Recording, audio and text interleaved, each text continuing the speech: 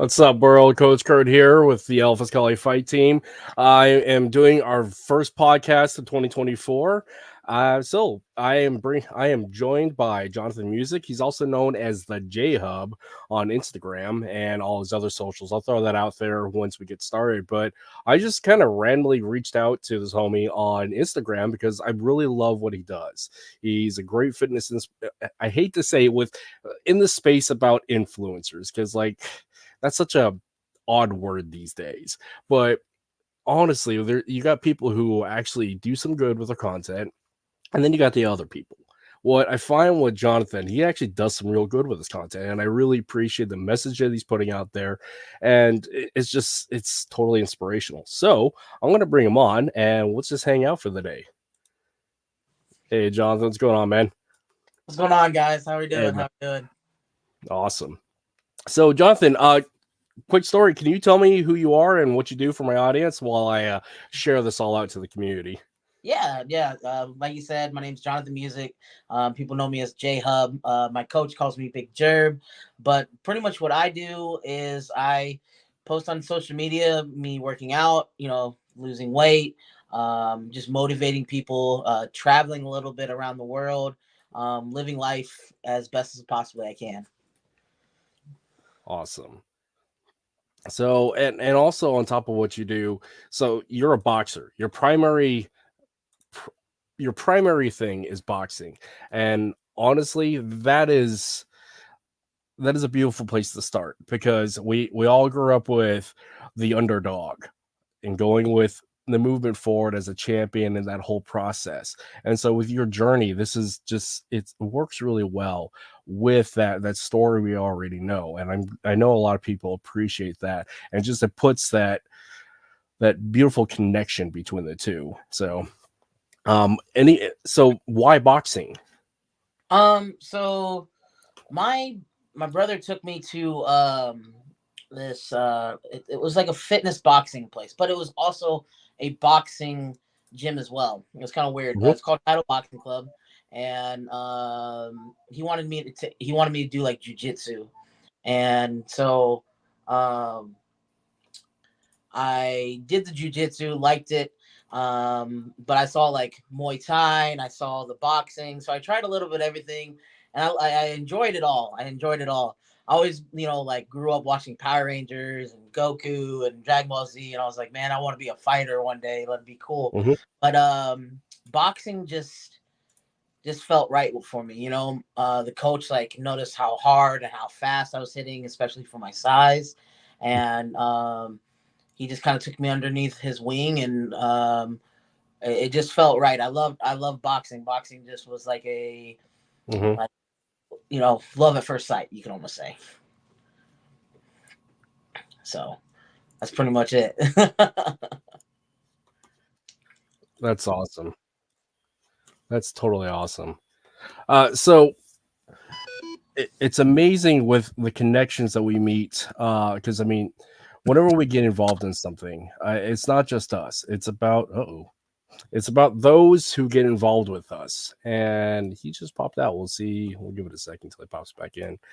Um, but yeah, boxing is one of those great sports that we start at the very bottom and work our way up, just like any other combat sport. Is that we all start somewhere, and it is amazing to see um, love and care people have for our brothers or sisters and whatnot, and those around us. So what I'm basically saying there, Jonathan, is like this thing about boxing and this thing about sports and the care of our community, of those who want the better for us, and the things that they do to like encourage and bring us into a community. Because with all things, it's community is also about accountability and a shared sense of identity and values. And if we're trying to uplift our brothers and sisters, I mean, why not bring them along to something that's positive? Right. No, I mean, yeah, boxing. I'll say this: like boxing, I've met so many like friends and so many people that I can relate to with boxing, and Hmm. it's not only like a workout. Like Yeah. or like a sport. It's a building of family, and I mean any kind of like martial arts altogether. You build a connection, and I think boxing though is, um, I mean we have fight night. You know what I'm saying? Like we'll Hmm.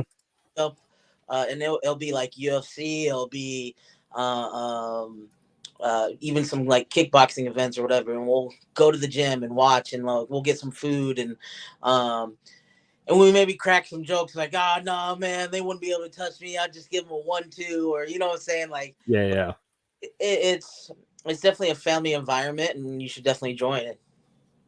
absolutely. Because I mean, a lot of people think combat sports, violence, but they don't really understand or realize what it actually does. It's not. It's way more than just the so-called violence, because it's a brotherhood, it's a sisterhood. It is those who are around you that help you, uplift you. So why not share in that? Why not embrace that? Right?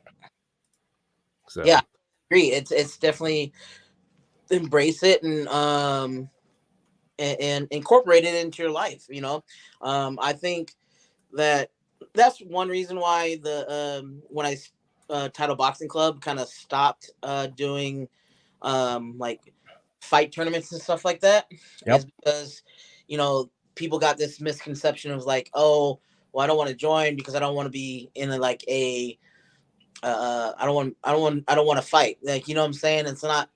And I know people that are at the boxing gym I'm at currently that I just they just love the sport, and they love just coming in, hitting a heavy bag, and training. That's their thing. So, Mhm. and they're really close. You know, I just actually got off the phone with one of them about like 2-3 hours ago. So, That's awesome. Yeah, so how long have you been boxing now? oh, since 2008, 2007. So, Okay. Okay. So how many fights do you have so far? Or is this so officially I have 3 fights, 2 wins, okay? 1 loss. So, Sweet. So did and that's amateur, professional. okay. So what other sports did you do before you got into boxing? Because it is interesting when people jump from a non-combat sport over to a combat sport, especially uh, it takes a lot of commitment to engage in something combative like that. Because there's a running joke that people who are combat sports athletes, there's something a little wrong with them because they enjoy getting hit in the head, which I mean, it's true to a point. But what other sports did you do prior to this? Um, well, when I was young, I was in karate. Okay. Uh, mm, let's see here, a little bit of football, a little bit of wrestling. I mean, those were pretty much the sports that I stuck with when I was like in like younger age, middle Okay. school, like that. Okay. But like I said, I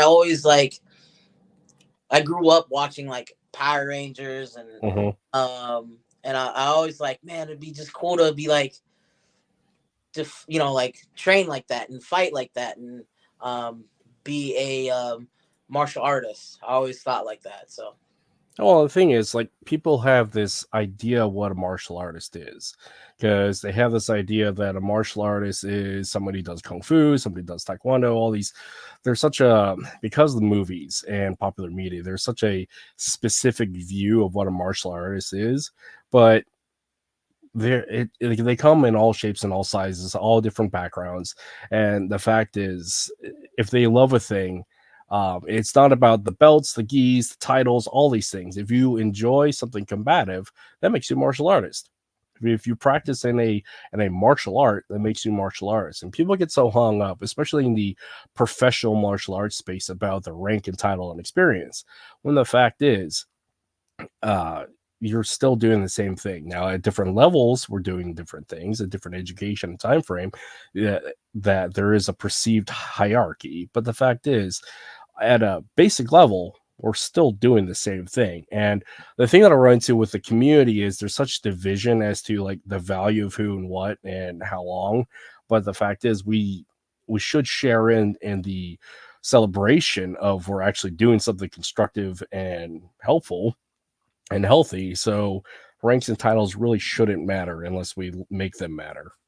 Right, right. So, I totally agree with that statement. That's very, very true. And it kind of goes with, you know, with like, even though like I'm a bigger guy and there's other bigger people that like work out, or some like, skinnier people that work out. Anyway, that's working out, lifting weights or whatever, mm-hmm, you're an athlete. Like, mm-hmm, you're training. You are literally getting your body into shape. You are considered an athlete. Now, you maybe not be on the level of professional or whatever, mm-hmm. but you are considered an athlete. Yeah. For Sorry, I lost you there for a sec. You were saying you're considered to be an athlete, which I totally agree with you, because the fact is, there are people who sit there and do nothing and sit behind a keyboard, and then there's people who actually put in work. And the fact, and the on top of all that, you're already winning against those who sit there behind the keyboard. Because I will always put it out there that, yeah, combat sports does come with a cost, because there's the physical aspect of time and the health in long run. But somebody who stands, the man in the arena, the person who actually, the man or woman in the arena, that person who puts in the work and steps in the ring, they're already beating everybody else sitting on their ass on the couch. So, and it's a point of practicality and realism.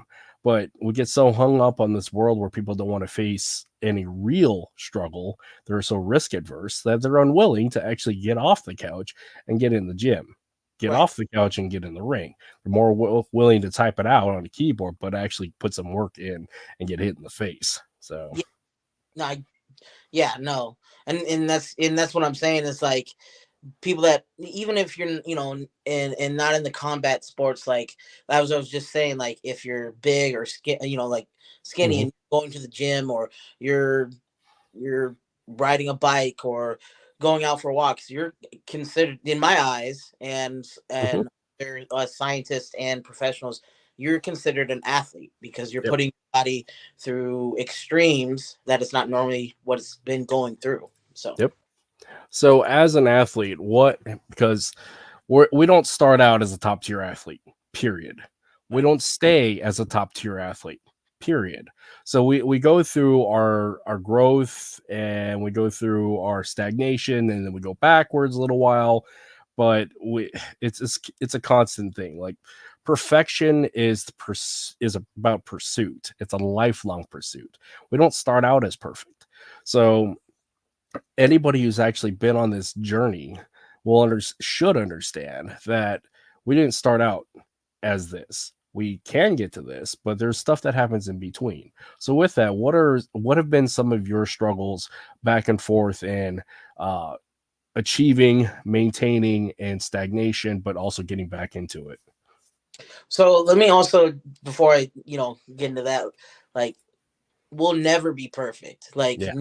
at any point we can strive for it, Hmm. but we'll never be in the be perfect. You'll be happy with where you're at some point, but there's always something better.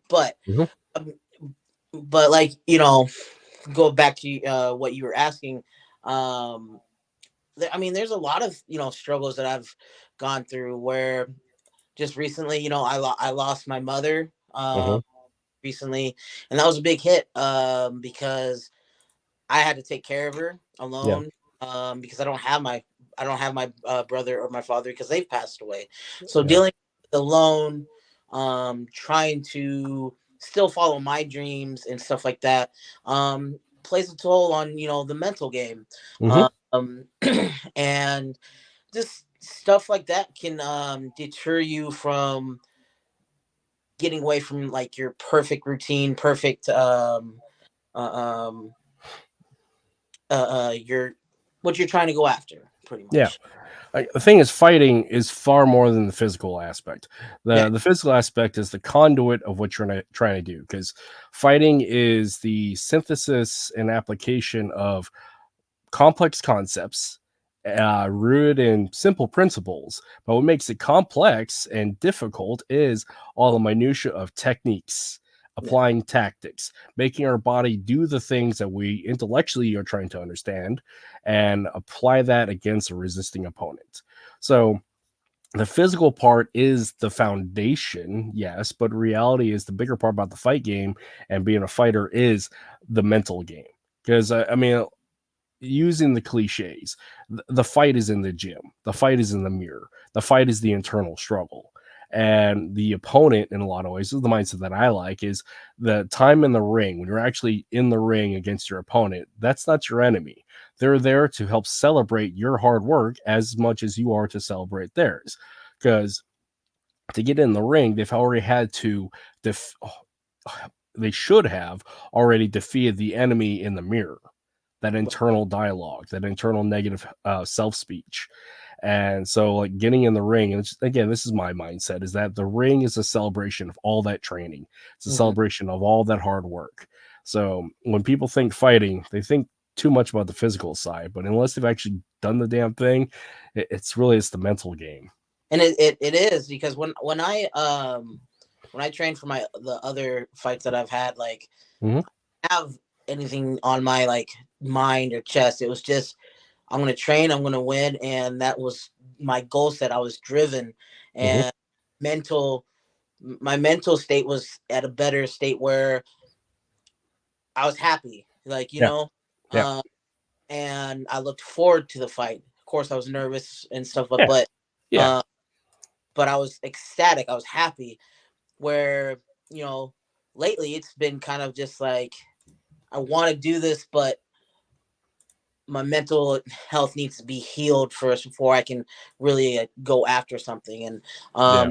this past year, that was something that I kind of just kind of focused on, like, just getting myself right, this to prepare myself for upcoming fights in my pro debut and stuff like that. Yeah, because fighting while angry, nah. No. Fighting when you have a chip on your shoulder, nah. Fighting because you love it. Because I mean, you got the fighters who clearly like, I'm in there, I'm a hardcore killer, I'm this, that, and the other. Then you got the fighters that are just like, this is my happy place. And those, in my mind and my experience, those are the dangerous guys, because it's not because they're a psychopath, not because they're a sociopath. It's because they are the ones that are perfectly capable, comfortable, and enjoying and present in that moment of like, hey, I love this. And I love getting hit in the face, and I love hitting people in the face. But the fact is, I love doing this, and I'm going to continue and enjoy it. And that is far more, joy and happiness are far more powerful in the long run than anger and aggression and fear. So It's a good um little boost to the fire, but you should be more happy and more joyful with your training, than, like you said, like angry and upset and stuff like that. So yeah, yeah, because I mean the anger is only going to carry you so far. right. So, Totally. so your fight coming up, who are you fighting, and underneath what promotion and where? So it's on it's called Red Face, Okay. and in the Czech Republic, and I'm fighting he goes by Big Cena or something like that. Okay. I guess he's big over there, and his platform doesn't seem too big, like, Yeah. Yeah. not a big like social media person, but apparently he's well known over there. But they asked me to fight him, and I was originally supposed to fight him like November Yeah. 17th, but they pushed back because apparently they had a fighter going to Bellator or UFC, and I was like, okay, cool, and so we got it pushed back, hmm and we're fighting April 7th. Okay. Sweet. So this is more like this is like a class C fight, or what ranking are we looking at here? It'll be pro. Okay. There's no headgear. The only It'll be in a cage though. It'll be boxing. Yeah. Uh, but it'll be pro because there's no headgear, and there's no like shin guards or anything like that. So uh, Sweet. that's all I really know about that. That's fun. I mean, fighting out of the country, that alone is going to be a fun adventure. Um Yeah, I didn't have the opportunity to fight out of the country except for when I was in Korea, but I was in more intramural. It wasn't actually like sanctioned competitive, but Oh, like being able to go fight outside the US, I can imagine is going to be a fun adventure because I mean you're outside the US alone, so not alone, but you're outside the US.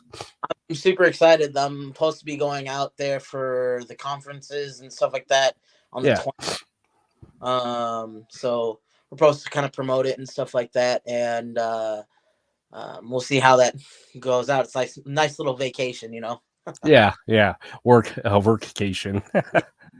But so talk about platforms. So you're kind of a big deal on social media. Mhm. I mean, to put it lightly, you're kind of a big deal. I mean, when we look at, I'm going to pull up your social media here. Looking at your profile here, I mean, you got a few followers, respectively, yeah. A few. And 109. what I'm getting at for that specifically, when it comes to uh, the fight game, especially starting out, it is about the fighter selling tickets. I mean, a lot of fighters starting out, especially amateur levels and very low level pro, they have to sell their tickets to get a cut. Yeah. And so with that, a platform and a way to promote themselves is a big deal. And like when I was fighting, especially when I was in my early 20s and late teens, we didn't have social media. Well, I mean, it was all about flyers and who you knew and whoever you could wrangle in to get in the seats. But with social media now, I mean, you have such a reach to have people show up to the fights. What sort of successes and difficulties have you had with that? So it's crazy to me because as you see, as you know, you pointed out, I have quite a few followers, right? And this is actually the first organization Mhm. that's like reached out and said, "Hey, we'll pay for your flight. We'll Yeah. give you X amount of money to fight." Whoop de whoop de whoop. And yeah, everybody else that has like asked me to fight, Mhm. it's been, we'll give you a portion of our pay-per-view buys. Yeah. Or, um like there's this, I forgot, it was like influencer boxing somewhere out in California or Florida or something like that. Okay. And they were like, we're not going to pay for your hotel or your flight. You'll get 20% of pay-per-view buys, but that 20% is passed out with all the fighters. Okay. So say that I had 100 people that bought pay-per-view buys, and Johnny over here had 10 people that bought pay-per-view buys. Yep. It's rated equally, um, where, I'm not, even though that I brought more people, I should get a larger cut. It's so I wasn't down for that either. But it's been difficult because there's been a few people that I've wanted to fight, and Mhm. um, nobody would like take the fight. Um, and the fight game's difficult to get into, Yeah. and even with a following, unless you're like Jake Paul or Logan Paul, uh, Yep. then yeah, the people put the money up for it and stuff like that. But social media is always changing. Yep. Uh, right now, like in your guys' eyes, like yeah, I have a lot of followers, but in other people's eyes, I don't have enough followers. You know what I'm saying? Mhm. Um, that's how that goes, man. It's weird. So like I said, I do have other people looking at me. Mhm. Um, some big organizations. After this fight, we're supposed to talk and Okay. um, go to bigger and better platforms. That's awesome. Yeah, so it's interesting you brought up Jake Paul because I have a really hard time, as many other people do, with Jake Paul. But if you actually really think about it, Jake, the fight game is about a big part about the fight game is selling the fight, selling the personalities. I mean, if you look even like the way the movies have it, when you have like Rocky um, against the Russians. I mean, the fact that I mean it's a cultural conflict, it's a social conflict, big names. It's about the story, And with fighters, it's still the same thing. So like people like Conor McGregor, he's a master at selling the game. And the same with Jake Paul. I mean, just alone with his social media presence, he is a master at selling the game and getting butts in the seats. Despite what he is doing to boxing, he's doing some great things for boxing. And it goes to show like the way that our world is changing when it comes to media consumption, because combat sports is entertainment. It's just straight up is. And why not go with the way that is makes it more successful? And the way you do it is, I mean, celebrity boxing, make it happen. Right. Especially at, yeah. What was? Do you have a question for that, or So you? my question is, what are your thoughts about like what Jake Paul is doing for the boxing community? I'm gonna be honest. At first, I wasn't happy. Yeah, 'Cause, yeah, um, I just felt like, okay, this dude was just given this opportunity hmm, because already a YouTube star. You know what I'm saying? Or yep, because of his brothers, like fame and stuff. Um, and so at first I wasn't happy about it, but the more I look at it, like he's putting more light in onto boxing, because boxing I felt like was going kind of downhill. yeah. Uh, with its political stuff within the game, and I feel like he's um definitely helped people um uh, uh, um get noticed more. um I do say though, like, there's some of the fights I do kind of question. Yeah, um at the same time, like, he's knocking people out, and he is, and they're fighters. Are they all boxers? I would like to see him fight Tommy Fury again. yeah. See if how well he does against Tommy Fury, but we'll see what happens with that. I think I think KSI and him are possibly fighting. Hmm. I think KSI. I don't. I think KSI is a kind of a joke. Uh, I'd fight him, Yeah, yeah. but I mean, I'd fight any of them. But anyways, I think Jake Paul's doing good to the sport. He definitely promotes it very, very well, Hmm. and yeah, I think he's helping the sport. Well, I mean, again, to get butts in the seat, you have to have a platform. Right. And why not have a platform that also has a mythical character that we either can support or would love to see um, get smacked down? So, and from my viewpoint, and with your platform, you are that character that we want to support, the underdog.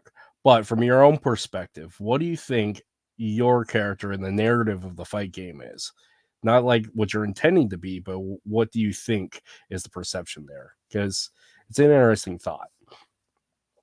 For me, oh man,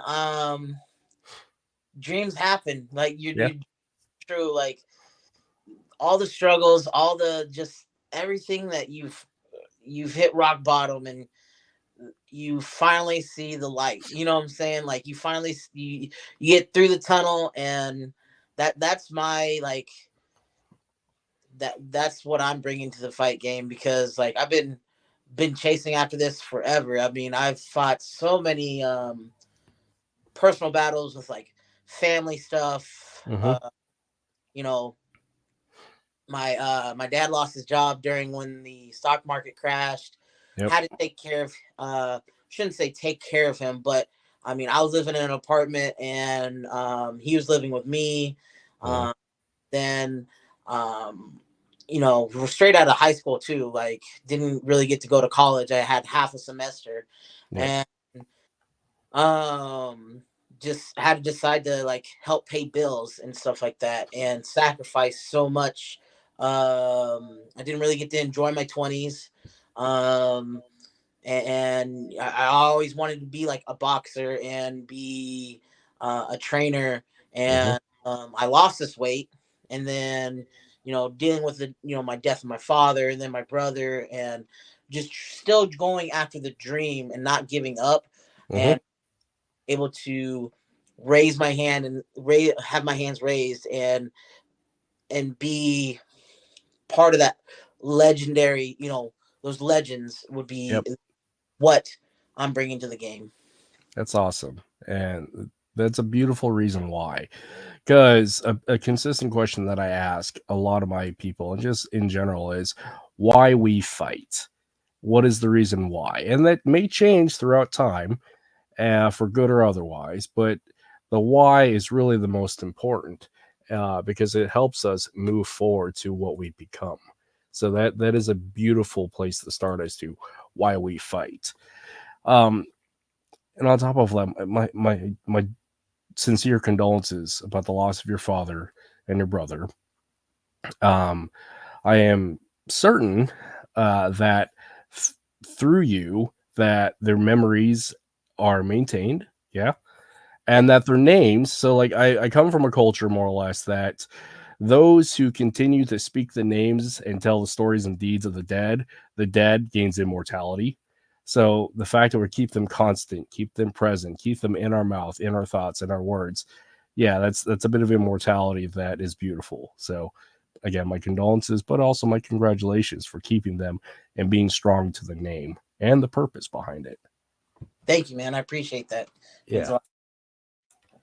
So shifting gears, actually kind of stay in the same gear here.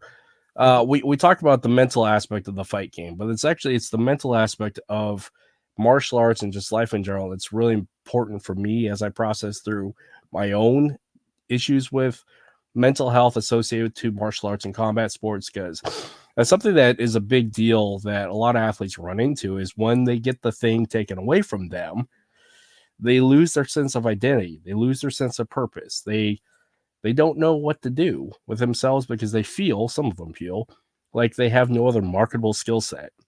Is this something that has crossed your mind and that you're concerned about? And if you have or have observed it, what are your thoughts on it?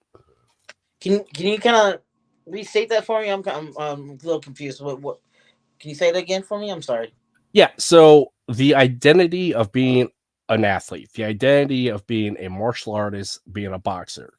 A lot of athletes have this like, this is who they are, this is their purpose, this is all their value is attached to it. And it's kind of like it's exactly the same with the military. You get these men and women who spend a lot of time in service of their country, and then they exit the military and they lack a sense of purpose and identity, and there's a huge amount of depression and anxiety and just mental health concerns because they're no longer doing what they thought they were called to do, what they did, and essentially the thing that they were attached to for however many years. So that same issue is attached to combat sports or any sports, that the athlete is your identity. Me, the athlete, is that's my identity. And the risk of it is when that gets taken away from you, what do you do? Teach others. Like, Okay.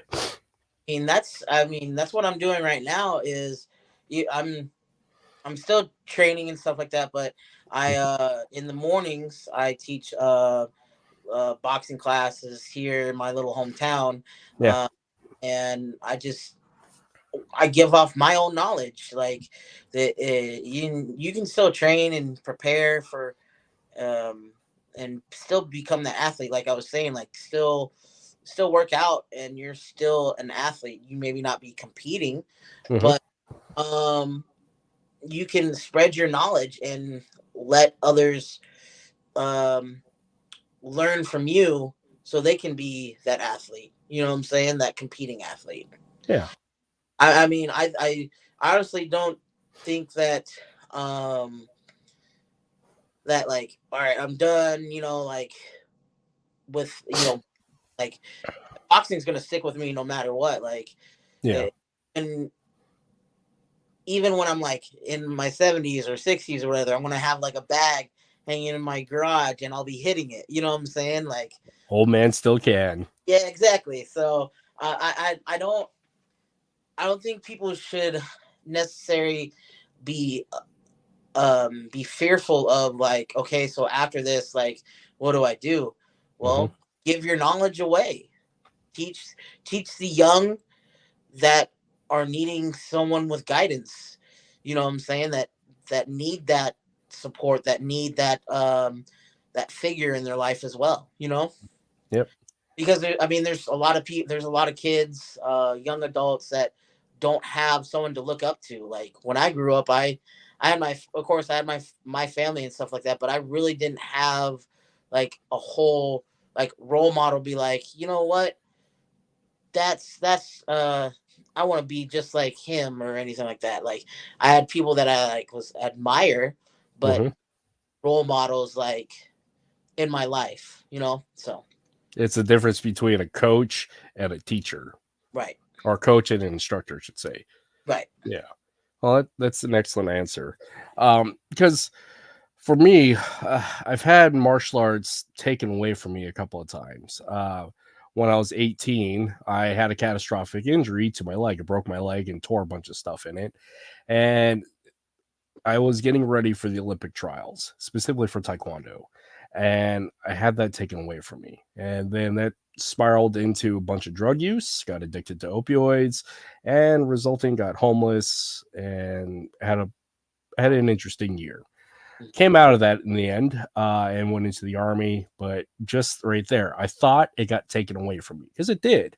That chance, that shot, it got taken away from me, and I perpetually, I made it a bigger problem for myself because of that fear, the anxiety, that victim mentality, and so there was that. But went away from it for a little while, and then it came back. I'm into the second phase of it got taken away from me, because I was forced to stop boxing in 2019 because I got diagnosed with some neurological disorders involving TBI. Because I mean, I've been fighting since, I mean, I started fighting competitively at age 12 in full contact tournaments. But I mean, I've been started training when I was like 5, but I had a solid 20-year span of like, I am getting hit consistently. And it took a real toll on my head. And again, boxing got taken away from me. But honestly, did it really? Because something like this gives me an opportunity to talk about it, talk about life after boxing. But it took me a while to like get to this point that I could actually talk about it. And this is where my conversation with other athletes on here and coaches on here is, what are your thoughts and concerns, and what are the ways that you can mitigate that loss of sense of identity, and how do we put that on to the next generation of like, you're more than your vocation, you're more than just the guy in the ring, you're more than a professional punching bag. right. So yeah. Kind of add on to this, you know. Mhm. So my boxing coach, his name's Melvin Wesley, and he was supposed to fight Floyd Mayweather in like the Olympics or whatever, right? Yeah, Like yeah, next person that Floyd was supposed to fight. yeah, Um, his previous fight, he broke his hand, yeah. and he told the ref like, hey, you know, I broke my hand. The ref didn't stop the fight. He had to keep fighting with a broken hand. Yep. Broke it so bad that his hand's messed up for life. Like he can't throw punches anymore. I mean, anytime he like spars or anything, Hmm. he messes up his hand. And so now, you know, he won Golden Gloves 8 times in a row. That's Um, awesome. he, you know, he now has his own gym. He worked on. I remember when we didn't have a gym, Hmm. a boxing club, but we would have to like work out on the outside in the snow and the heat, Yeah. with everybody.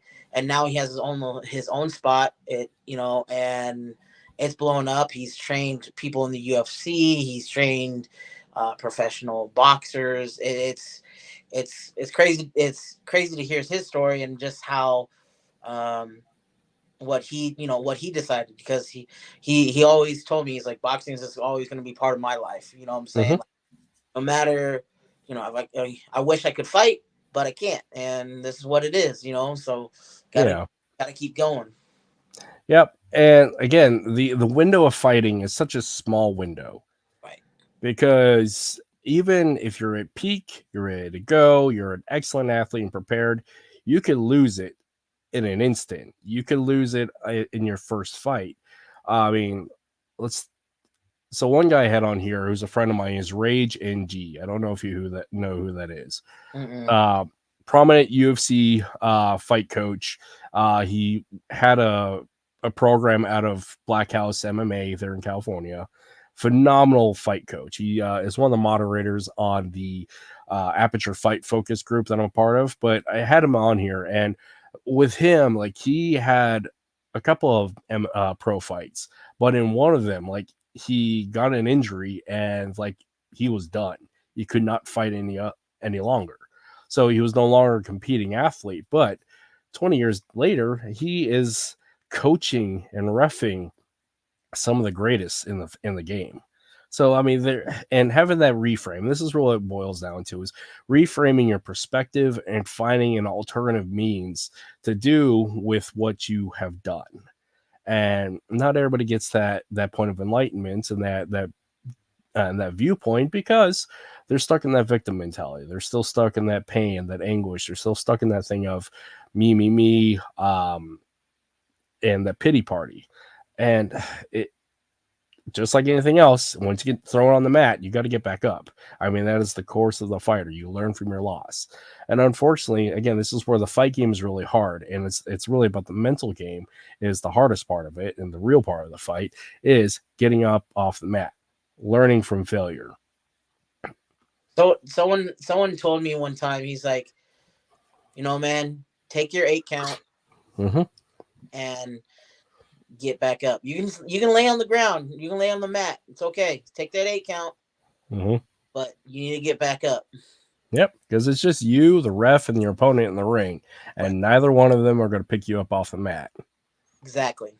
Yeah, and I mean, and that mindset is so crucial for one post traumatic growth and just a growth mentality. And this is where I feel that people should go do difficult things, just straight up, whether it's run a marathon, go do a fight, learn a language, do something that is intellectually and physically difficult so you can have that sense of progress and achievement and also the process of that because when And people are failure. I a think it's failure, I think it's very important to fail. So yeah, a failure is definitely part of the process. It's the beautiful part of the process because again, we're not perfect starting out. We all began somewhere. right. Totally So agree. So for a beginning boxer, somebody trying to get into the fight game, somebody even not necessarily getting in the fight game, somebody going into the gym because I mean it is the first of the year. We got a whole bunch of New Year's resolutions. What would be some of the suggestions that you would give somebody brand new in the gym? If they're, you know and they find him that you want to go to. I Mm-hmm. would say first off, if they're throwing you into sparring right away, that's not the place you want to be at right now. If it's Yep. your first time being in there, you want to learn. Talk to the coach, tell them exactly what you're looking to do, man. Just hey, I just want to learn, protect myself, maybe later down the road compete. Right now, I just want to see if this fits for me. Mm-hmm. I heard it's great. Talk to the coach, and the coach should teach you, your proper stance, how to move your feet. Once you know your feet, then you can throw your fists. Because if you're just throwing your fists before your feet, then your feet will never catch up. You know what I'm saying? That's something one of my coaches told me is, um, you got to learn how to move. You got to learn how to dance, and then Yep. you can throw punches. So. Go somewhere that's going to take the time to teach you. You're going to get a great workout at the same Mm-hmm. time, and that would be my suggestion is finding someone that will take the time to teach you properly and correctly, and not just throw you to the wind. Yeah, that's awesome. I going back to it just a little bit is you're. It sounds like you're a proponent of if you can't dance, you can't fight. Or I wouldn't say that, but I would say it's a lot harder for people that don't know how to move their don't know how to dance. yeah, I've adjusted that a few years ago as to if you can't dance, you'll have a difficult time in the fight. because but that is an interesting point of discussion and debate for people within the game in general. So it's always fun to hear who is on what side of that. I've seen it. I've seen people that, man, they have the worst foot movement and in the ring, but they knocking people out. I'm just like, Yeah. how? But I've also seen a lot of people that are so technical with their movement, their dance, you could say, and it just looks and flows a lot better. Yeah. Vasily Lomachenko is my go-to when it comes. You can dance, therefore you can fight. Because that dude is that dude is something else. I remember him. Oh man, I forgot what fight it was, but he like threw like 4 jabs, and then he threw like 3 like leading uppercuts, then like another like ballerina spin off Mm-hmm.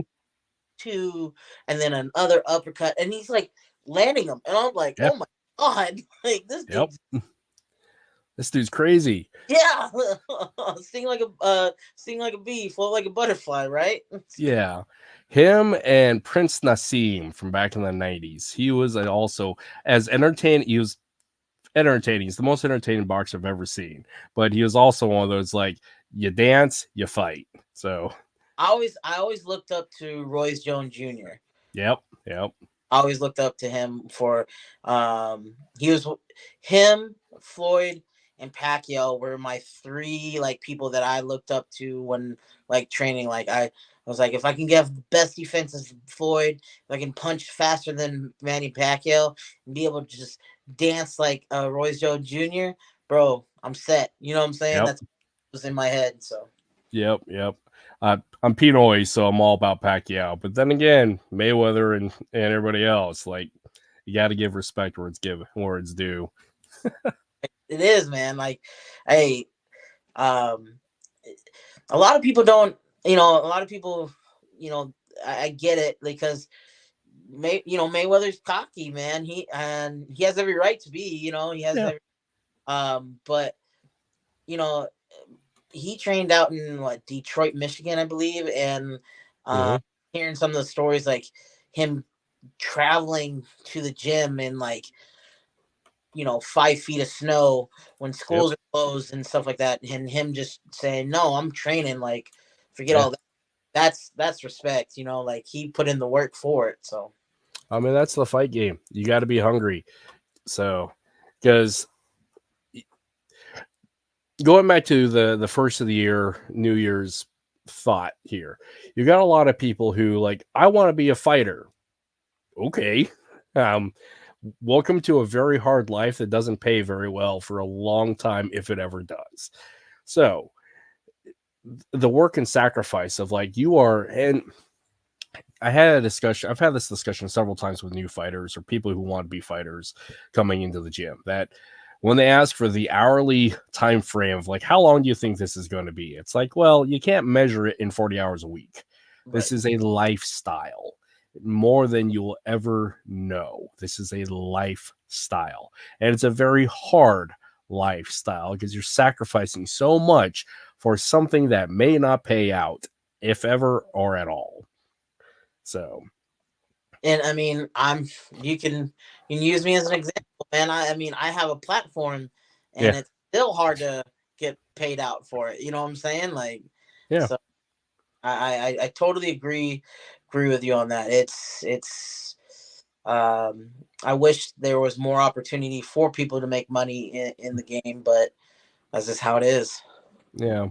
It's just, I mean, even when you get things like OnlyFans or get Paige Van Zandt that got more money paid in a month on OnlyFans than she did in her entire fight career, that's just, it's crazy. But it's also a whole different topic. But point being is trying to get paid in the fight game, if ever all getting paid, that's really hard. And on top of all that, because the fight game, the fighter's life is really hard because of the sacrifice of time for something that may not pan out in the first place, that's a big ask for somebody coming in. Not dissuading and not discouraging, but it's a point of fact of like, so you want to be a fighter? Yeah, okay, let's have a conversation. and here's the conversation. All right, you want to be a fighter? Okay, well, Hmm. you in here at least 4 to 5 times a week. I'm gonna Hmm. need you in here for more than 2 hours a day. I'm Hmm. gonna be ready to spar. I'm gonna need you to run at least a mile every day. That's a bare minimum just to start out, and we're gonna up it up until three, maybe even 4 or 5. Yep. And when it's time to like really train and get down to fighting, guess what? You're gonna have to sacrifice your love life.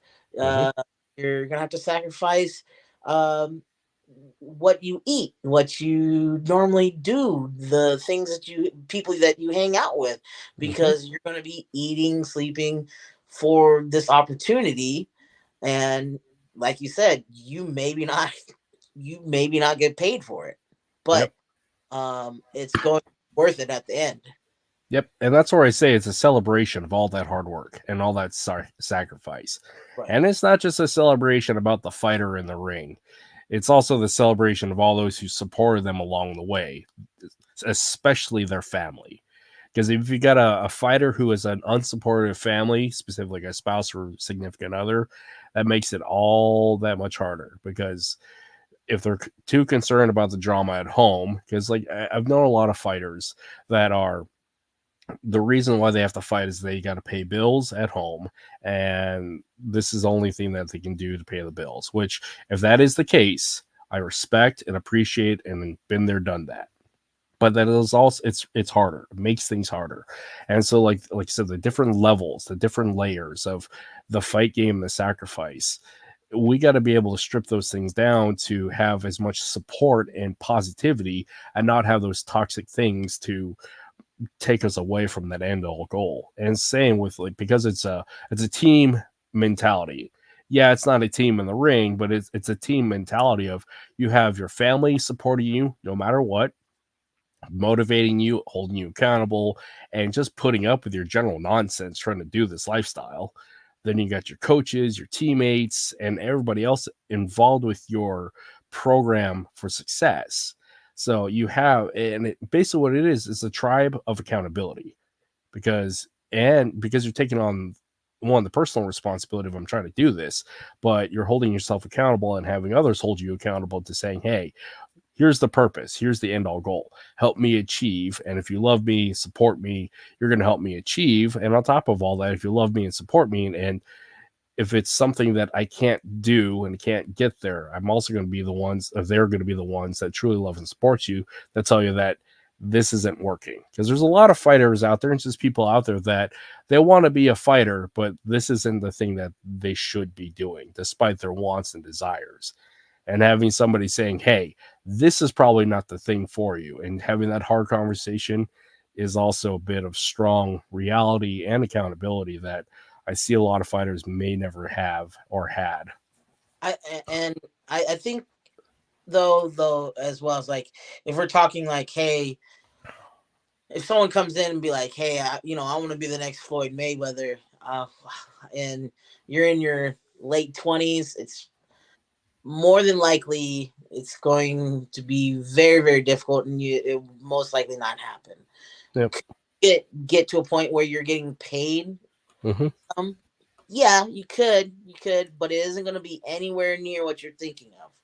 Yeah. uh, and you probably the best out of this whole experience, you'll become a coach, Yep. you know. But you know, I still think that like there's still people that want to fight, like, that just want to fight to do it because it's always been in their like heart though as well.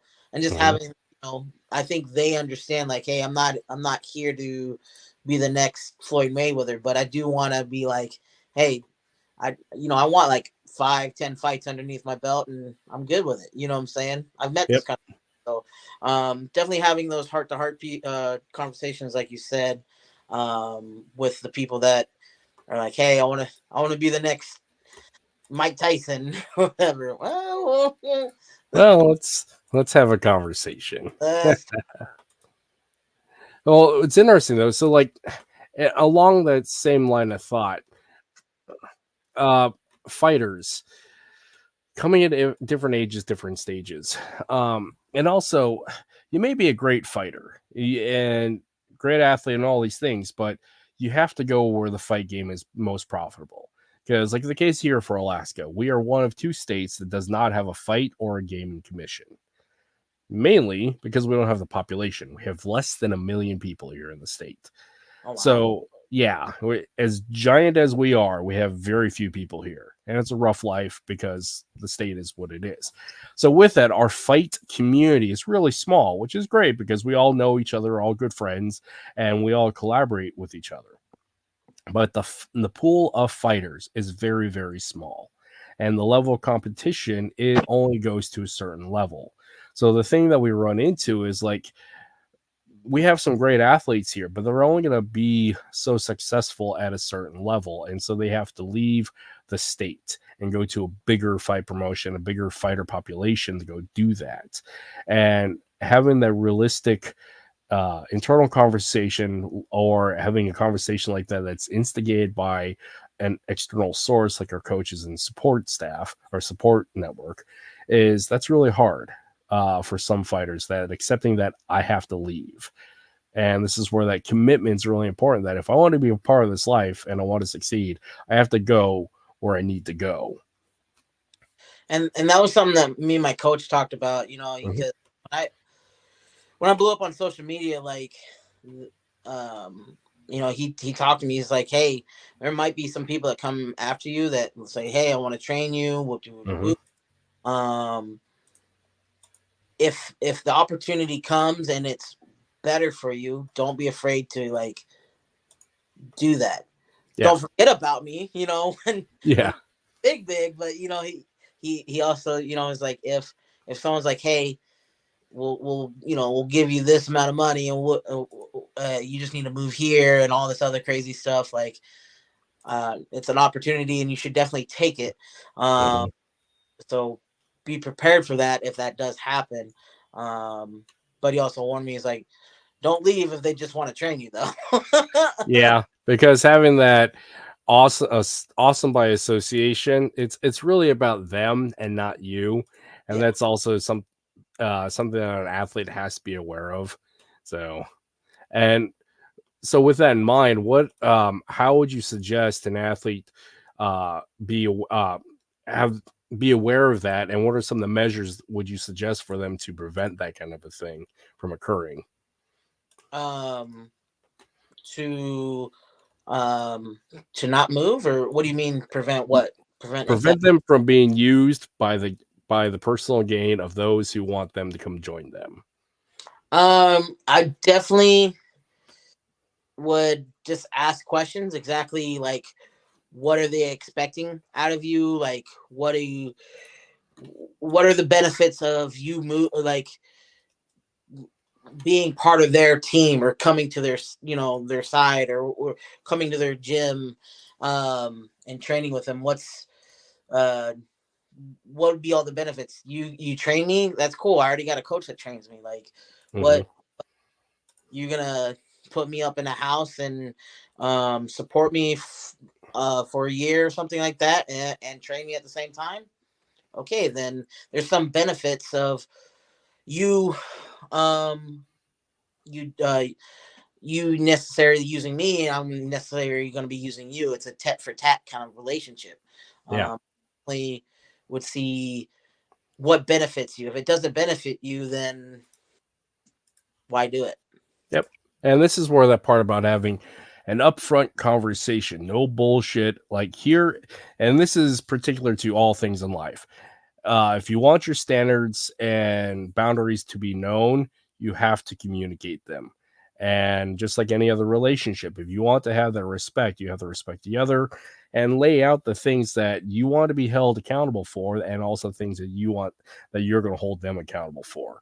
And it has to be a two-way growing conversation because uh, fighting, I've seen a lot of fighters, a lot of coaches misuse each other for personal gain and whatnot. Um, and, and that can be solved in not just with an upfront conversation, but a consistent conversation and check in, because We don't want it to turn into a toxic relationship because that definitely happens. Um, and we also want to make sure that we have the check-ins with the coach and the athlete to make sure that this is the thing that we still want to do, or is the thing that we still can do. Yeah, no, I totally agree, and I and the end result, like with everything, like you both are going to be benefiting. What are you both kind of sacrificing at the same time? You know what I'm Yeah, saying? yeah. Because from a coaching standpoint, and talking with my fellow coaches, so one of my closest friends is a gentleman named Belton Lubis. His primary fighter is Smoking Joe Natawa. He just fought at the one championship there at Lupini Stadium. It was on Amazon Prime, but he and I have been friends for quite a long time, and I'm actually a student underneath him. And like one of the conversations that we've had, actually, it's a conversation we've had several times, is this thing about sacrifice on the coaching side. Because as a coach, as much as the athlete is sacrificing a whole bunch of things to be a fighter, the coach in a lot of ways is sacrificing more because they're sacrificing time away from their family to appease a whole bunch of fighters, a whole bunch of personalities. And so that understanding of like, it's not just the fighter's time away, it's everybody those around them that also is sacrificing for their dream and putting in work for their dream. Because I can't tell you how many athletes I've had or people who starting up like, I want to be a fighter. Okay, where are you at? Yep. Right.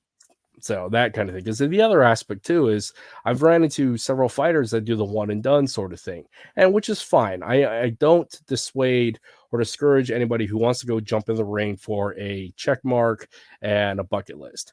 It's because they already have beaten those who are still sitting on the couch. But point being though is like, if you're going to commit to this life of being a fighter, what are you going to do after that one time fight? Right. And so with that, with your journey of that, how did you get past that one fight? And let's go back a little bit. Did you win that fight? Yeah, I won that fight. It was like a smoker match, Mm-hmm. and I mean, I felt good. I knocked it out. I mean TKO, but anyways, I wanted to keep on doing it. Like I said, like I felt like I was made for it. You know what I'm saying? Like I was Mm-hmm. meant to fight, and I was good at it. You know, so there wasn't a need to necessarily stop. Now, when that last fight that I had, I kind of got gypped. You know what I'm Yeah. saying? And that kind of hit me a little bit hard because it was like if you look at the recording, I I I should have been the one that came out on top, and especially what happened to me where um, we were in a clinch, and when the ref said break, the dude hit me and rocked me. Um, Yeah.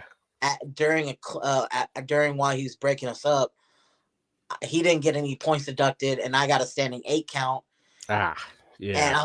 I was like, the ref hasn't even said fight. Like what's going on? Like, and that counted against me. And so, and there's a few other things too that happened. But anyways, um, that kind of hit me kind of hard, where it was like, man, do I want to keep on doing this? Because if they're gonna like, do this to me, and so um, I took a little, I took some time off, and then crazy stuff started happening in my life where I couldn't focus on boxing, which I wish I wouldn't have taken that time off because boxing would have probably helped me stay. Yeah.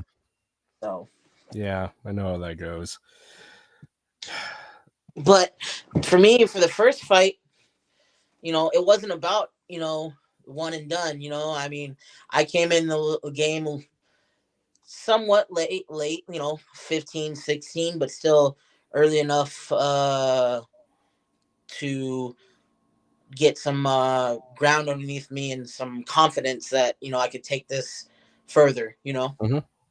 Well, that's awesome Because again, there's a lot of fighters who do the bucket list thing of one and done, and I'm always curious as to why they don't come back. And it could be for a whole host of reasons, but and again, going back to why we fight, as much as why don't you come back, but why do you stay with it, is also the more interesting part. Because again, there's a difference about being I want to be a fighter versus I am a fighter. Right. And a lot of people think that they are the latter of the two. And this is that issue about being clear with that conversation with themselves, and also having the realistic conversation with their support network around them. I agree. And I think though it's like you fall in love with the craft. You know what I'm saying? Like the Yeah. and I think that's what makes people keep going is that love for it. The one and done. They just want to. It's a bucket list, and I think that's their part of their craft. Like, Hmm. okay, cool, let's move on to the next thing. That's why I think the one and done are kind of there. Does that make Yeah, sense? absolutely. That's been my experience. Yeah. So to encourage somebody to get past the one and done, what would you suggest? And have you been in a situation with an athlete or a teammate that like they've been there for 6 to 8 months training, they did their fight, and where'd they go? Have you been in that kind of situation? Um, yeah, I mean, there's this one dude. He told me he's like, I just want this one fight. He disappeared, and but there's another person, um, that she like had when I first met her, I didn't think that she would stick around. I thought she would have maybe 1, 2 fights or something, and she Hmm. called it good. But now she's like number number 8 or 13th or 8th in like the women's division and stuff, and um she's doing great. She's a professional fighter. She fights out of Kansas City now, um and uh she just kind of fell in love with it. That's the best way I can. Yeah. And you never really know, because you never really know who's going to stick around and who's not going to stay. Right. So, and it's really interesting because like you got people in there like the big, burly, and athletic, and they get hit in the face that one time, like, nope, I don't want to deal with this. I I remember watching. I forgot who it was. I forgot his name, but I was watching this fight, and it was on like pay-per-view. And this dude, I mean, he won the fight, Hmm. and but it was his pro debut, Hmm. and he got a nice little check from Showtime or pay-per-view. I forgot what big time boxing organization he was on, but it was live telegraphed, and he goes, you know what? I'll have to rethink my career, man. He won the fight though too, but he's a little bloody up and stuff. But he goes, you know what? I'm actually gonna go home and use this money and try to rethink my career. I Yeah, was like, rethink my life's choices. Yeah. yeah, like, bro, you're a pro. Like, you're fighting on television. Like, all right, like, So it can even happen later down the road where it's just like, you know what, this isn't for me. Yep. But I it shouldn't deter people from like giving it a try and like seeing what it is for you. Yeah, for real. It's like I said, it's really interesting to see who stays and who doesn't stick around. But for that, what would you back to I was stumbling over this question, but for those who are on the fence about sticking around, what would you say to them, and how would you encourage them, or how have you encouraged them to stick around with the craft? Um, just saying, just you got to give it one more try, man. What is it gonna hurt for you to try one more time? Like, Hmm. it's not. You're gonna train for a little bit. You're gonna go out there and you're gonna fight, and you win. You take one home. You know what I'm saying? You get a W. If you Yep. get a loss, you get a loss. Like, it's not the end of the world. Um, I I think that with a good enough training team and stuff like that, we'll get you the win. You know that you want. Um, and just help them become better in their craft. I think that's the thing is like people get like when they're kind of like iffy and someone like tries to help them, they're Uh-huh. they get left alone to figure it out. Yep. Where you should have someone kind of helping you and tweak your craft, tweak your style and stuff like that to help you best for your fight. Yep. Yep. And again, I keep coming back to this. Like, fight gyms are a great example of tribal learning in a tribal community. So, like within the Filipino martial arts, because we're directly to tribal learning methodologies, I keep equating that to the fight gym because you have the veterans, the seasoned fighters who go off and do the thing, and they come back and teach the next generation. And it keeps cycling back and forth like that. And it's a beautiful place to learn and grow up in because you have that support network uh, built of accountability with a singular task in mind: produce good fighters and do the difficult things and in support of the gym and the people that make up the gym. And this is where like having a positive environment that is held accountable by everybody in there, having good positive culture in there is really important. With that in mind, what are some of the signs of a positive gym culture, and what are some of the signs of the toxic gym culture that you look for and you have observed? Um. So positives like people smiling, people joking, Mhm, um, but even when they spar afterwards, they dab it up and or they hug it out or whatever. Like, hey, we cool, like cool. Um, but just having good time and just you should be able to feel the vibe of a place. Like, yeah. you should be able to walk in the door and be like, you know what, this seems pretty cool. Like, these people seem pretty cool. They, no, you don't hear anybody like cussing anybody out or whatever. You know what I'm saying? Like, just a good time. Like, everybody's smiling and everybody's working. Mhm, Um, and everybody's focusing on their craft as well. They're getting better. mhm, A gym that you know has bad like toxic like it's your first time going into the gym and they're like, hey man, let's get you in the ring and spar right now. Or uh, um another another good one is where you know they get you signed up and no one's teaching you anything. You're just at a bag and it's mhm. like, hey, well, what do I do? Like, you should be able to learn from the people around you and the coach and stuff like that. Absolutely.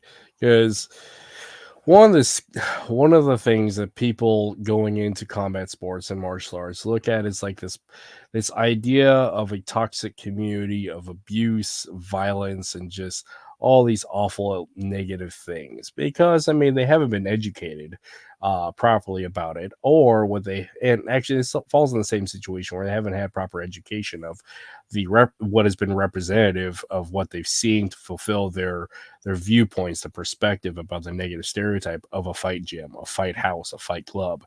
So it's really interesting to see how we can educate people to say, hey, it's not that case. I Yeah. mean, some are because like McDojo Life is full of those videos of toxic gyms and toxic teams, but in in the totality of it, I think the majority of gyms, actually, I know this for the fact that the majority of the gyms are for the benefit of the group. And this is where there's more positive culture in most gyms than there are negative toxic cultures. Because if there was too much of a toxic culture, then they wouldn't be sustainable. They'd be like these nasty grudge gyms that nobody wants to be part of. I mean, that was the case back in the 90s and the 80s, etc. But as things have become more aware, been more have as people have been more aware of it because of social media and just the way that a review can be. I mean, and not to mention just all the videography that's out there. People know what looks right. People know what kind of culture is in there based upon the videography and the testimonials of people. So, 100%. yeah. 100%. So, and I keep coming back to this because of talk about social media and having a platform.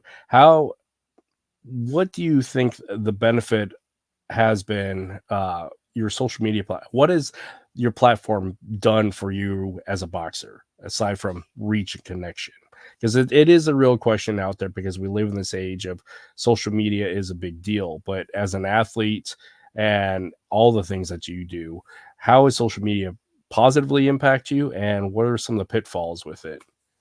I think so. The positivities, other than like connections, like you said, Hmm. um, some of the positivities is like the people I get to inspire, the people I've encouraged, people that I get messages all the time that say, "Hey, because of you, I'm picking up the gloves and I'm hitting the heavy bag." Hmm. Uh, I want to start training again. Yep. I started boxing when I was a kid. I think I'm going to restart because of you.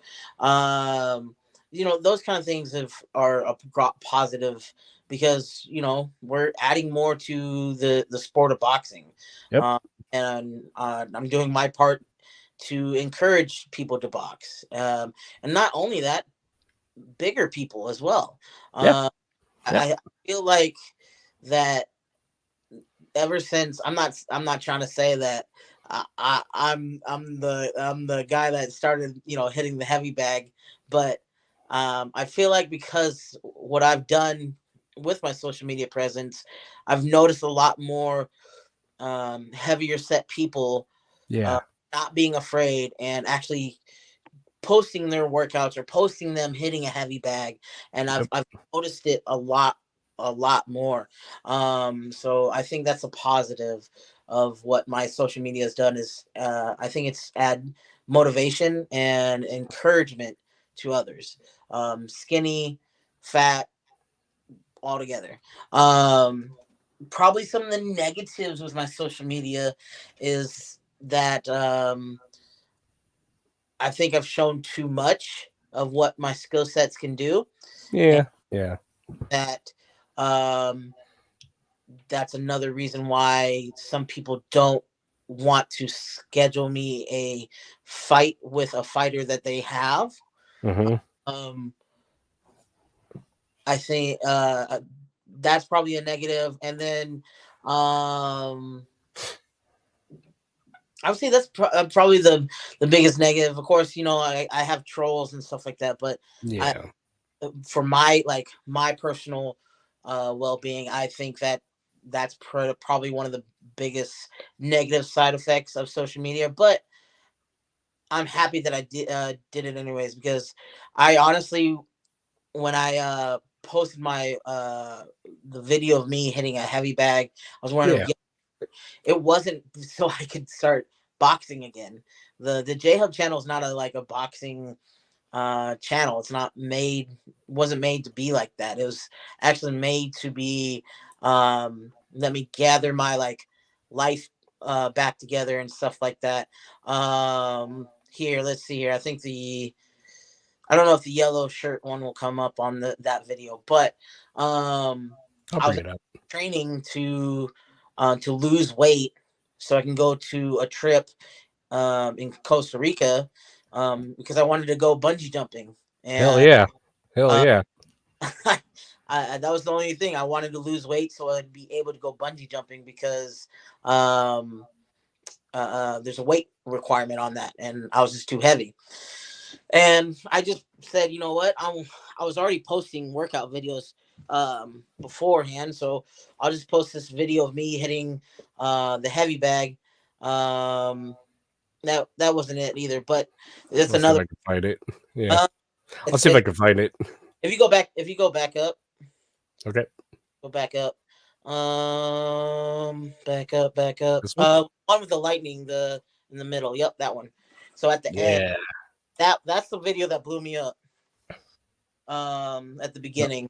And so um anyways, uh that I was just trying to lose weight, and the J-Hub channel was just made for me to um uh keep me accountable for losing weight, but Mhm. also me enjoying life.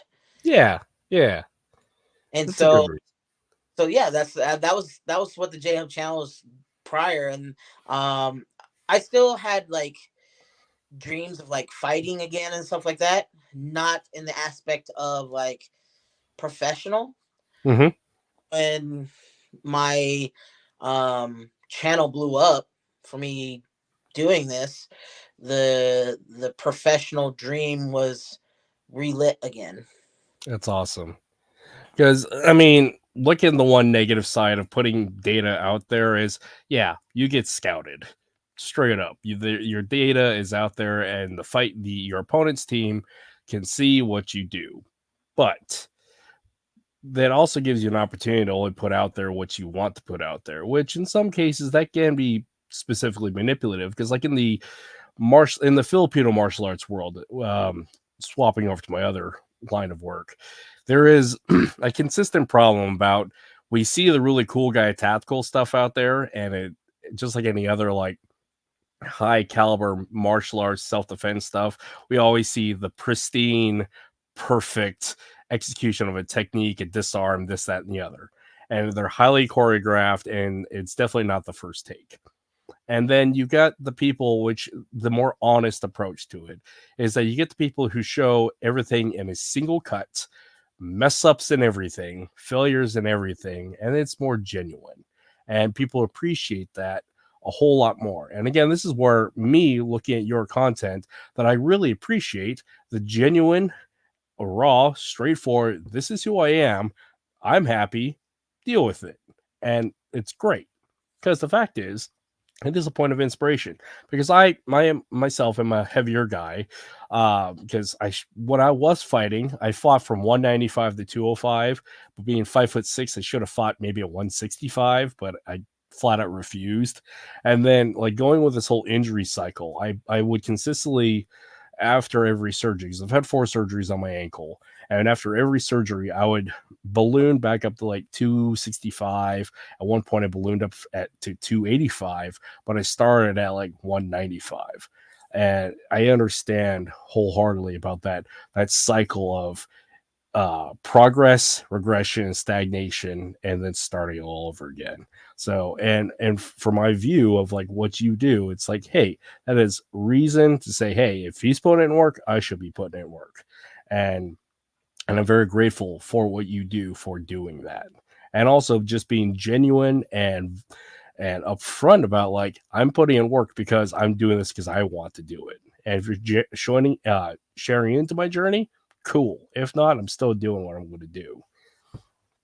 Yeah, no, and I think I've made a video kind of like stating that, like, it's like, hey, I'm just showing you what I'm doing. You want to join along? Let's go ahead. And if not, I appreciate you, supporting. If you don't want to support, I'm still gonna do what I'm gonna do, man. So You can always swipe left, but I'm still going to be here. Yeah. exactly. And I get a lot of I shouldn't say I get a lot. I get some people that are like, oh, you're only putting up a 15-second video. You're not really working out. I was like, I don't know about. I mean, whatever. Whatever you want to say, bro. Like, because at the end of the day, I'm putting in work and you're not. So Yeah, and then you're also having the courage to be vulnerable to put that out there. Because again, going back to the thing about you're the guy in the arena, you're already beating the guy on the couch, hiding behind the keyboard.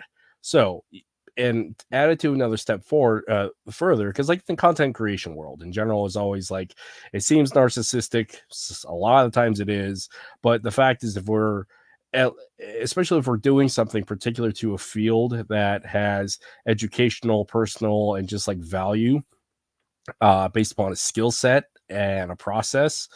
For those who actually put out content particular to that, putting in the work, demonstrating their process, they're at least doing something better than those who want to hide behind anonymity, hide behind a blank screen and not post anything out there. Because, like, again, the martial arts community, specifically like the Filipino martial arts community, you got a lot of people saying that'll never work in the streets. That's not how it's done. It's like, well, you haven't posted anything, homie. So let's see what you can do. And don't crap on what I'm doing, because I continue to do it. And there's a process and proof of process. And the same can be said about yours as to, like, hey, I'm doing stuff. What are you fucking doing? Right. Yeah, exactly. I don't know. It is an interesting thing that we have to deal with social media, and I'm always curious what other content creators have to say about that, because it seems to be a consistent thread of at least they're putting in work and they're gonna do it anyways. Right. Yeah, and I mean that's all I can, pretty much say too is like I'm putting in work. I'm gonna do it anyways. Um, uh, there's always gonna be those keyboard warriors that like they just don't have any fear of writing what they have because Mm-hmm.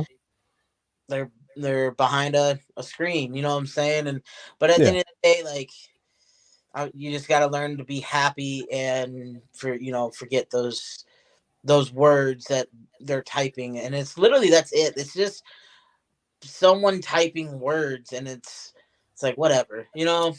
words are not violence. Yeah. Yeah. And again, this goes to the thing about resiliency and reframing our viewpoint. Because again, you could allow words to hurt you. Now, words do hurt in to a point, but they're not violence, because you only give them a certain level of power and authority over you and your emotions that you let them. And again, you're accountable as to what you respond with. You're not accountable for what other people say. Again, freedom of speech isn't freedom of consequence, but you are ultimately accountable for you and your emotional response. And yeah, no, I agree, and I've gotten to the point, I don't block people to like block people now, Yeah. but I've gotten to a point where if I see a comment that I've seen multiple times where it's like, oh, he's been at this for years or something to the sort. Okay, well, let me help you. Hmm. You know what I'm saying? Like you just get out. Here. It's not a big deal. I don't really care if someone calls me fat. I don't really care if someone like name calls me or anything like that. But when it gets to a point, it's like, oh, this is the same thing, or this is you've been doing this since 2020 2020 or whatever. It's like, okay, well, here, I'll help you out the door. Yeah. Just the point where it's just like there's millions of people that have seen my video, and there's still a lot of people that are following my journey that support me, and those are Hmm. people that deserve my attention. And I don't deserve to have you on my platform diverting their attention or diverting the um the positivity that I'm trying to put out there. Yeah, it's that thing about relationships. I'm going to give you the best of me, and I expect the same to you. I'm going to be nice to you, and I expect that in return, because that's a social contract of, if we're going to be cool and be homies, let's do the things to be cool and homies. And again, people, I don't understand. I mean, there's a mental health issue here. Like, people just want to be assholes, and that's unfortunate. It's But it's crazy. Like, so yeah. someone that it kind of irks me, and Hmm. I put him a little messaged out, and but it so this dude, me and him kind of started the journey. I wouldn't say together, but around the same time, Hmm. and he lost weight and he's started boxing and stuff like that. And congratulations to him. He gained a good sized following too as Hmm. well. And then he got his account hacked, and he started a new account, and he asked me to help him out, like, hey, could you shoot my new account out? And I did that for him. And then lately, he posted a video of him like trying to be like a trainer or something like that, like, hey, if you need help losing weight, whoop whoop, I can help you. And Prior to this, he sent me a message like, "Hey, I would like to help you out." I'm kind of a little stubborn on like help. Mhm. I never be mean when I say, "Hey, I don't need help" or anything. Yeah, But most of the time I'm just like, "Hey, I appreciate the offer, but I'm gonna do me, and I want to figure this out for myself." Uh, yeah, a pride thing, but I never in a rude way, be like, "No, bro, like you don't know anything." Well, yeah. apparently he put something out there where it was like he said someone said, "Hey, why don't you train J-Hub?"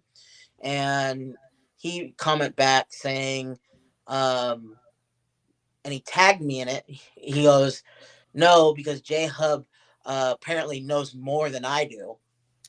And it's like, bro, It's like, unnecessary. yeah, like that's kind of that's why you doing that, bro? And then we got in a little argument, and I was like, whatever. So unfollowed him, and I thought we were cool. I thought we were homies, but apparently, I people's egos are just too high in the social media world. And I that goes. Oh, go ahead. oh no, I'm just saying, like, just because I have 190K followers, like, I'm not gonna treat anybody different than eh, than my best friend or a person on the street. You know what I'm saying? Like, I'm Hmm. not nobody different because I have a whole bunch of fucking followers. It really doesn't mean anything. Even if I had like all the money like Floyd Mayweather does. Like, I'm gonna be me, and I'm gonna be genuine. I'm gonna be nice, and um, I maybe a little bit of my attitude maybe change of more of proud, but I would never change in a negative way. No, you should always be proud of your accomplishments. You should be because they're you're. I mean, the fact is, if we accomplish a thing and we're proud about it, not prideful, not like egotistical and toxic about it, but we should be proud of our accomplishments because we did something hard, we did something difficult. But again, it's not just about the one. We got to do something else thereafter. So, and the thing I appreciate about the genuine approach to your life and your presentation is the fact that, yeah, you got a bunch of people, and there's only a certain amount of people that we can legitimately manage a certain population of relationships and contact. We can only really manage maybe 100 personalities to actually have a real connection to, but and there are boundaries and circles that we do to compartmentalize our emotional connection to make sure we're safe because you don't really know with strangers, that kind of thing. But having the policy of I'm going to be positive, I'm going to be supportive, I'm going to be kind, no matter what, is more needed now than ever because social media is such a powerful tool, and especially after a post-COVID pandemic life and world, people have gone so entrenched into their ideology online that it's just far more toxic than it used to be. And so being habitually positive it's a beautiful thing to see out there versus like all the bullshit and the vitriol and hate that's out online. And I really like to celebrate and be grateful for those who are actually doing something happy and positive and in the support of others. Yeah, I totally agree. Yeah. Yeah. So I want to be respectful of your time because I know it's what 9:30, almost 10:30 your time. Do you have anything that you want to promote out, say out there? Obviously your fight's coming up. Is there anything you want to like let the audience know is coming up for you or you want to put out? Um, I have my fight April 7th. Stay tuned. I'm gonna be working more towards like growing my YouTube channel out here pretty soon. I have a YouTube channel. It's called The.J.Hub. Mhm. Uh, and then space J space Hub. I believe you have it up right now, right? Yeah, um I'm planning on doing stuff that like you already see, just traveling, workout videos. That's why it's the hub, the J Hub, because it's everything that revolves around me. And stay tuned for more upcoming boxing events on my Instagram, and also on my Twitter, or the X. You can Mhm. find me at The.J.Hub 2 on Twitter or X, or however you want to do that. Yeah. But it's just all together, the J Hub and number 2. And yeah, man, I appreciate you having me on board, man. It was a good conversation. Yeah. We can do it again, man. Absolutely. I appreciate you, and I appreciate your time and your willingness to share your insights and your journey, and continuing to share your journey.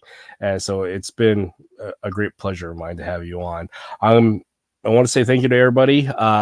And I'm going to drop you down for a little bit, and I'll do close out, and then I'll be right back. Okay. Sweet. Well, thanks. I'll bring it back a little bit later. One sec. All right, everybody. That is the first episode of 2024. I'm waiting till the 25th episode, and I'm going to start putting stuff on Spotify. But again, that is the first of the new year, and I think it was a great one. And I really am looking forward to sharing a new line of thought for this podcast, because we're constantly in evolution. So we have a couple more podcasts coming up. I don't have flyers as of yet. But we have some cool stuff coming up here in 2024. And again, like, subscribe, do all the things on social media. I'm very terrible at promoting this thing, but here we are. So everybody have a wonderful day, and I'll catch you later.